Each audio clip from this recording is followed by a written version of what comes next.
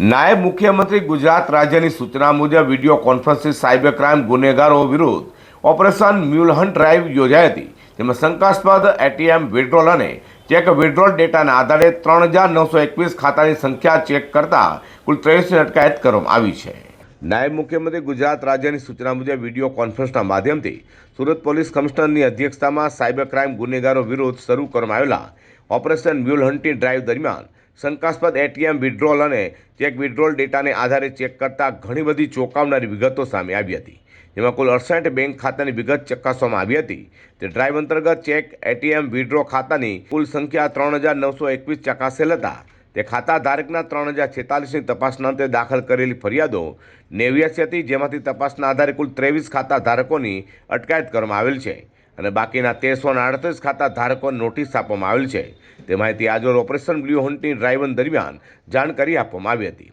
આ ડ્રાઈવમાં અનેક અધિકારીઓ હાજર રહેવા પામ્યા હતા। જે કામગીરી છે છેલ્લા 5 દિવસથી ચાલુમાં છે અને આમાં અમે લોકોને ટોટલ 68 જેટલા બેંક એકાઉન્ટ્સની માહિતી મળી છે અને 68 બેંક એકાઉન્ટ્સના સામે અત્યાર સુધીમાં અમે લોકોએ 79 ફરિયાદો આખા સુરત શહેરમાં નોંધાયેલ છે। એમાંથી સાયબર ક્રાઇમ સેલ સુરત શહેરના સિવાય બીજા જે લોકલ પોલીસ સ્ટેશન છે એમાં પણ એફઆઈઆર લોન્ચ કરવામાં આવેલ છે। આજે તમામ કામગીરી છે એ સાયબર સેલમાં ઉપયોગમાં આવતા જે મ્યુલ એકાઉન્ટ છે એને અટકાવવા માટે અને એના જે મ્યુલ એકાઉન્ટ હોલ્ડર્સ છે એમના ઉપર ડેટરન્સ લાવવા માટેની આખી કામગીરી ચાલુ કરવામાં આવેલ છે અને નાયબ મુખ્યમંત્રી સાહેબની સૂચના મુજબ કોઈ પણ ઇનોસન્ટ વ્યક્તિને હેરાન કરવામાં આવેલ નથી।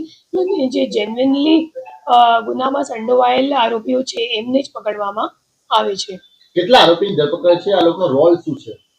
અત્યાર સુધીમાં અમે લોકોએ 23 જેટલા આરોપીઓની ધરપકડ કરી છે। એના સિવાય જે પણ કેસમાં 7 વર્ષથી ઓછીની સજા હોય એમાં અમે લોકો સીધું ધરપકડ કરી શકાય એમ નથી, તો એટલે આવા કેસોમાં નોટિસ પણ આપવામાં આવ્યું છે આરોપીઓને।